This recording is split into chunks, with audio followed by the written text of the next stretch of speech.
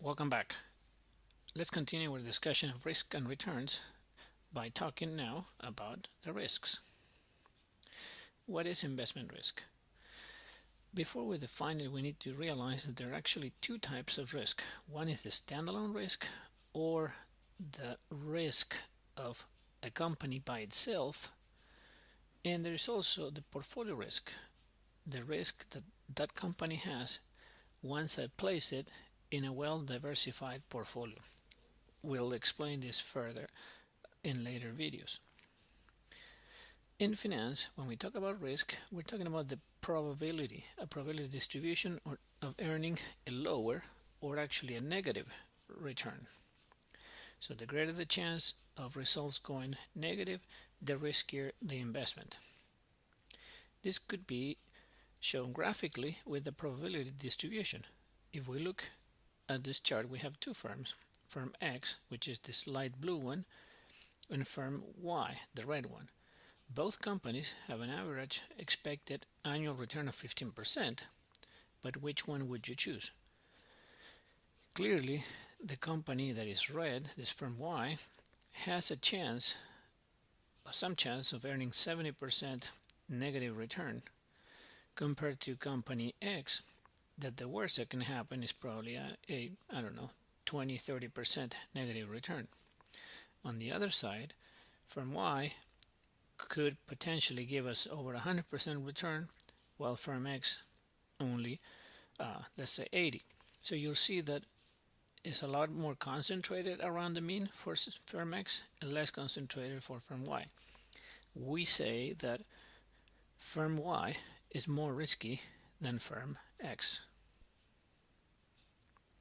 So let's calculate the risk. We're going to be using the same files that we just used a little while ago, and we need to calculate the standard deviations of the returns that we have already calculated. Now just note that we're going to use the formula for the sample and not the population. So let's go to our file, and we have our file. We have Oracle, IBM, and Cisco. We have the average return of 0.75%. Now we're going to calculate the standard deviation, the sample, not the population, of what? Of all the Oracle returns. All of them. Let's press enter, and that should give us the standard deviation. So 0.75% is the standard deviation, the average return. The standard deviation is 4.88. What does this all mean? Let's go back to our slides. Here we have the probability distribution for Oracle. So we have a 7.75 mean expected return, monthly expected return, and we said that it was about 4 point something, the standard deviation. So that means that two standard deviations would take this all the way to 10.51 or minus 9.01. This is what we mean. About 96% of the returns are going to be within this range. You think it's very large, right? But in reality, this is telling us that on average we should expect this, while we could face some returns over here and we could face some returns on the other side over here. So again, like in a cooking show, I took advantage and calculated the standard deviation for the other companies, and this is what we have so far. Oracle 4.88, IBM 5.04, Cisco 6.79. So what do we do now? From the point of view of standard deviation, the company that is the less risky is Oracle. The company with the best return is Cisco. Can we make a decision based on this? Well, not so quickly, but let's keep trying. There is a concept called the coefficient of variation, which is a standardized measure of dispersion of risk.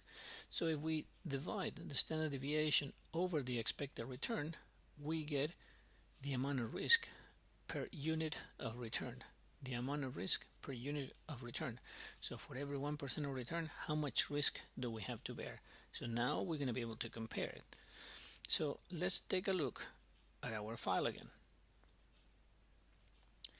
If I calculate coefficient of variation, we said it was going to be risk divided by return. I get 6.54. What does it mean? Nothing unless we put it in context. So let's go back to our file. And now this is what we have. So which company gives us the best or the most efficient risk return combination? It is Cisco, because we only need to take 5.6 units of risk for every unit of return we want, as opposed to Oracle, which is 6.54, and IBM, which is clearly a dog here, not a very good company, which 54 units of risk per unit of return. So using this, we kind of find a way to get a winner. I mean, I would be buying Cisco. What do you guys think?